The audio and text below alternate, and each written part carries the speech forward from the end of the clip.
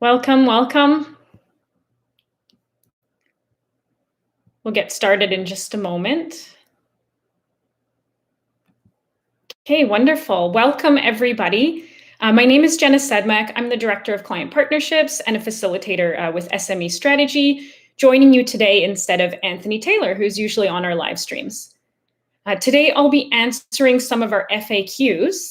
If you have any questions throughout, please ask them in the chat. I'm happy to address them as they come up, and I'll leave a little bit of time and space at the end for that as well.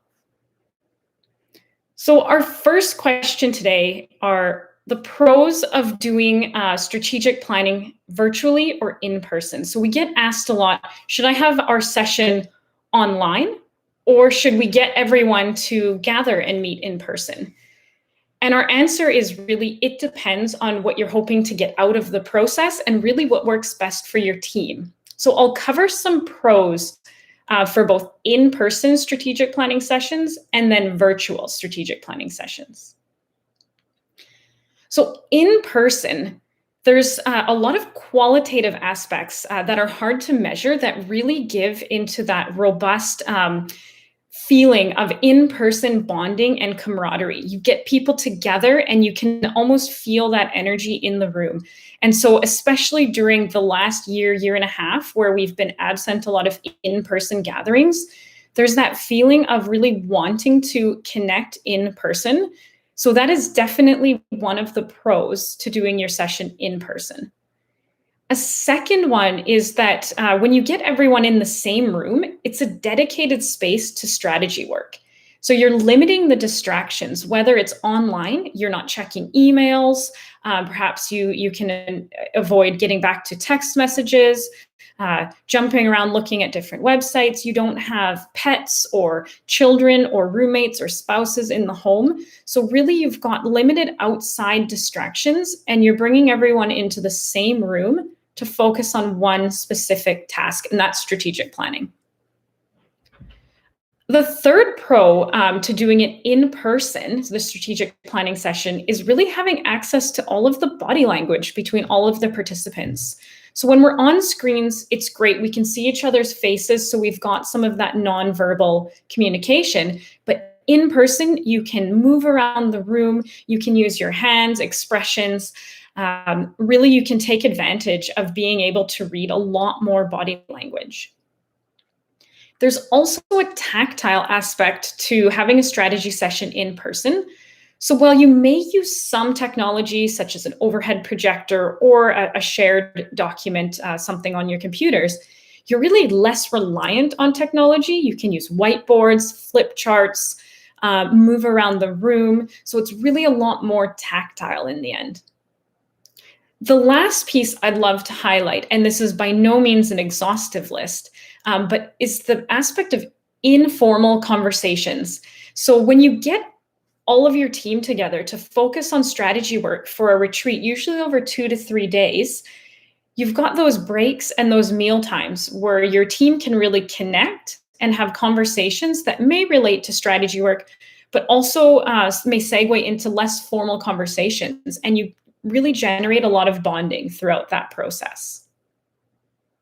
So shifting over to virtual pros, the first pro of holding your strategy sessions in an online environment are that it really saves you a lot of money and time. So you're reducing commutes, you're reducing any sort of travel if you are doing an offsite retreat.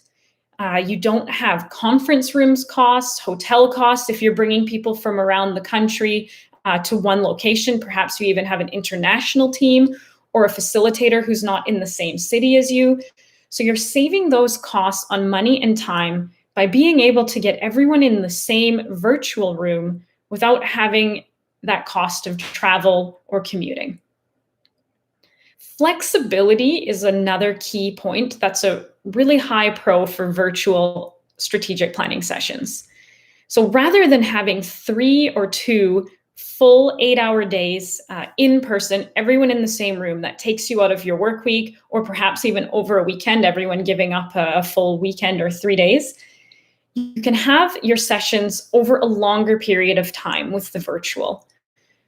So what we do is we have 3-hour sessions once a week for 5 weeks, and then an hour for team debriefing. So you're doing 4 hours over the course of 5 weeks. So it's the same amount of total time, but less of a pull out of the work week for each individual person.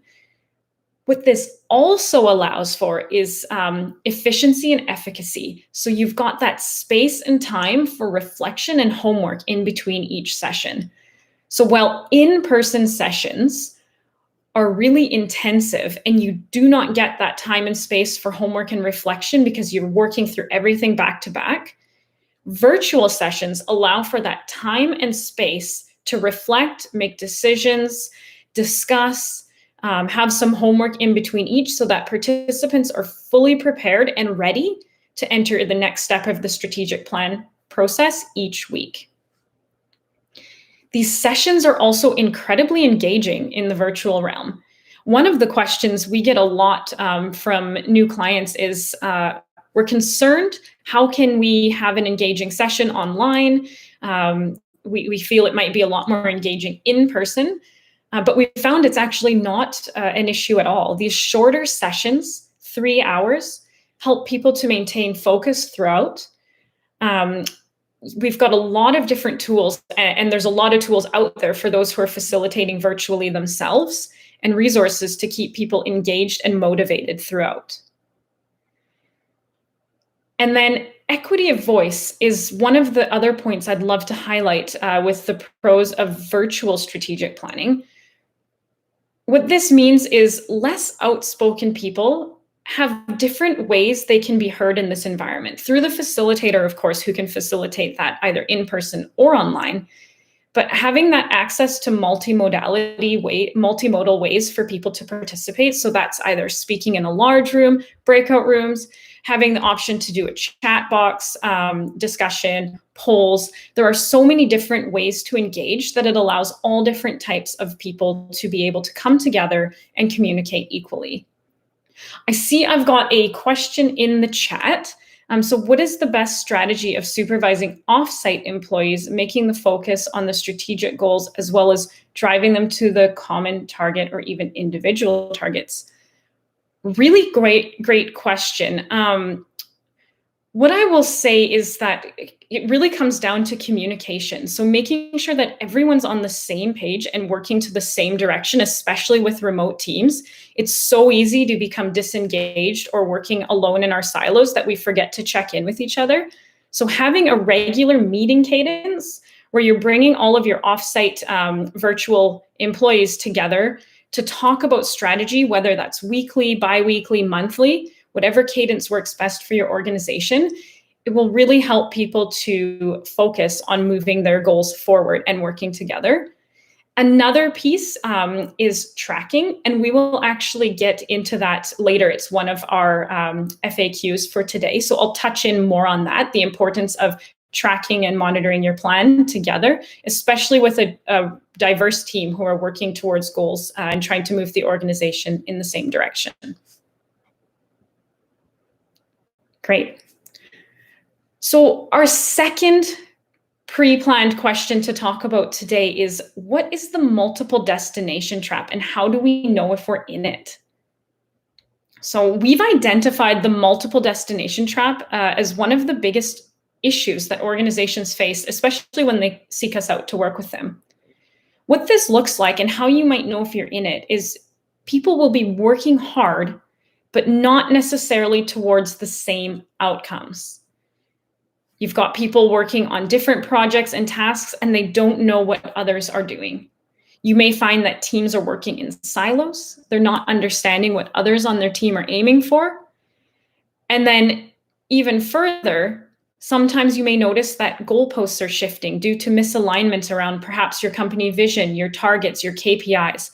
And this can be incredibly frustrating and create a lot of confusion around roles, responsibility, and the direction of the organization. So what we like to talk about is using the strategic planning process as a way to realign your team, get everybody working, communicating, and moving towards this one destination. And that's really the antidote to multiple destination. And it's, again, rooted in communication and collaboration and getting alignment around your mission, vision, values, targets, KPIs, and actions, really working together towards those same outcomes. Any questions about the multiple destination trap before I jump into our next frequently asked question? Okay. So heading into our third question, this is where we talk about tracking, and this is another important piece, whether your team is all located in the same place or dispersed offsite throughout multiple locations. The question is, what is the best way to track our strategic plan? So in short, our answer is any way that has alignment and buy-in and follow-through among everyone who's implementing it. So really the purpose to tracking your plan is to keep your team proactive and understanding of the progress you're making throughout your implementation cycle. So you're understanding and anticipating what's happening throughout implementation rather than reacting to things once it's already happened. So you know when you're on track, you know where you're behind, and you know where there are issues and things you need to work on and talk about as a team. So when it comes to methods for tracking, several options exist. So spreadsheets, Google Docs, a physical whiteboard if you're all in the same location. If you're dispersed throughout different locations, an online dashboard or dedicated strategy software are also great options. Our preference at SME Strategy, we and several of our clients like to use Cascade strategy software. This is specifically designed for tracking and monitoring strategic plans. It allows you to look at your goals, your KPIs, measure your progress, see what percentage you've achieved. You can do task planning through there as well.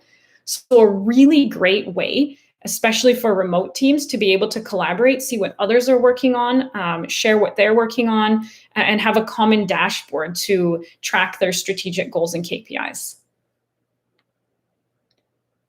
Any questions about tracking and monitoring strategic plans before I jump into the next question? Okay, wonderful.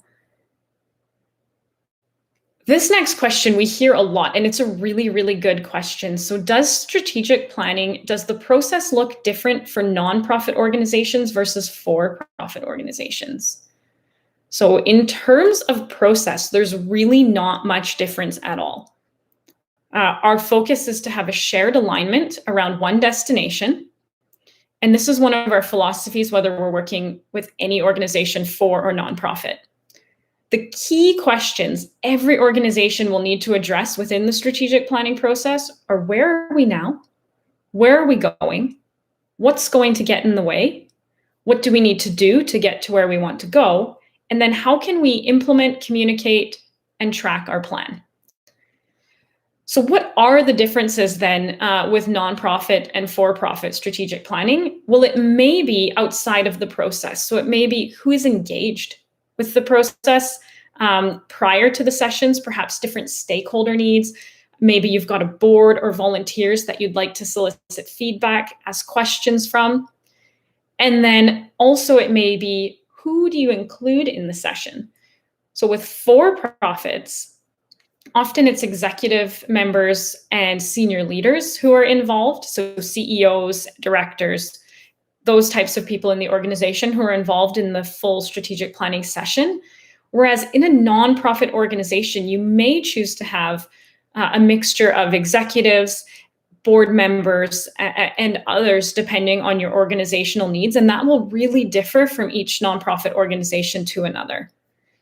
The last piece to consider that may be different for nonprofit organizations is capacity and resource availability in relationship to actually being able to implement your plan, especially for those who are volunteer-run organizations or member-run organizations. So what we do to address this issue in the planning process is really take a focus on prioritization. While prioritization is critical for every organization in the strategic planning process, it's even more important for nonprofits who have limited time, money, people power, and other resources. So yeah, the three differences are really: who do you choose to engage? who's included in the full session, and then what capacity and resources do you have available to work through and implement the plan. Any questions regarding the difference between nonprofit and for-profit strategic planning at all?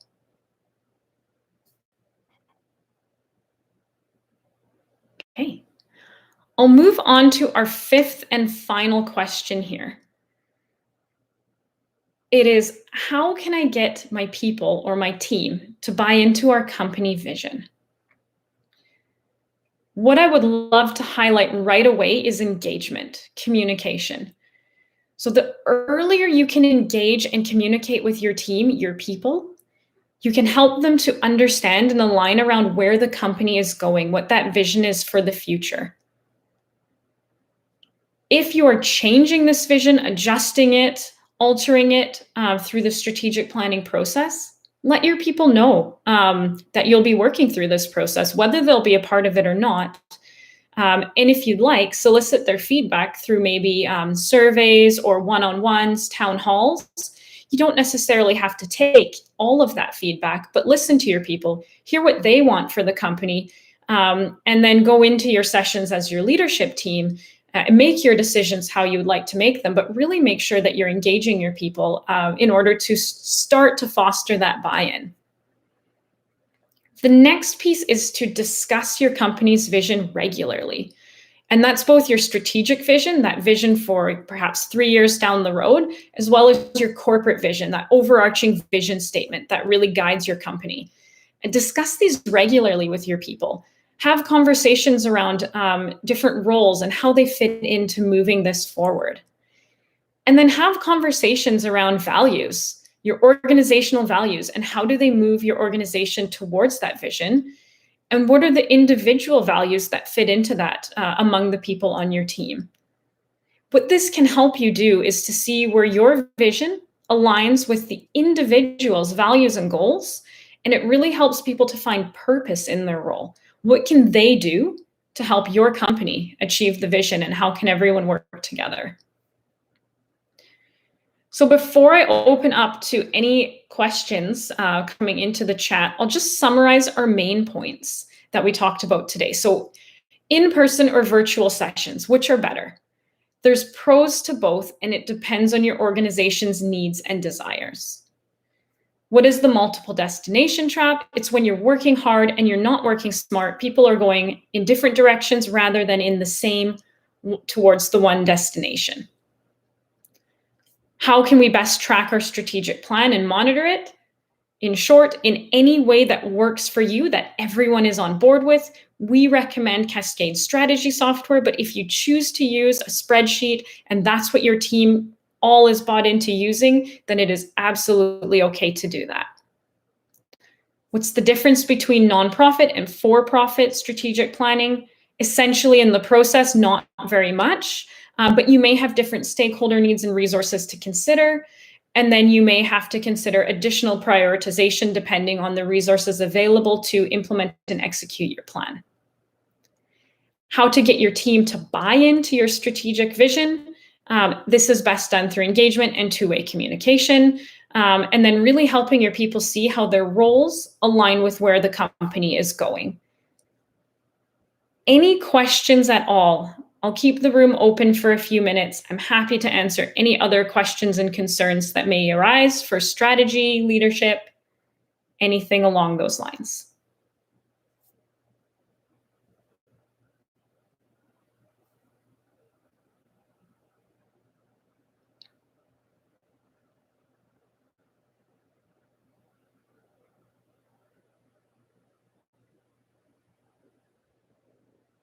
Okay. I will sign off for now, but if anybody does have any questions, we will have this video on our YouTube channel, so you can ask your questions as they arise in the chat. Please feel free to email us, connect with us. Anyway, we're always happy to chat strategy and leadership. Thank you so much for joining us today to talk about some of these questions, and we look forward to seeing you the next time. Take care, everyone, and have a wonderful day.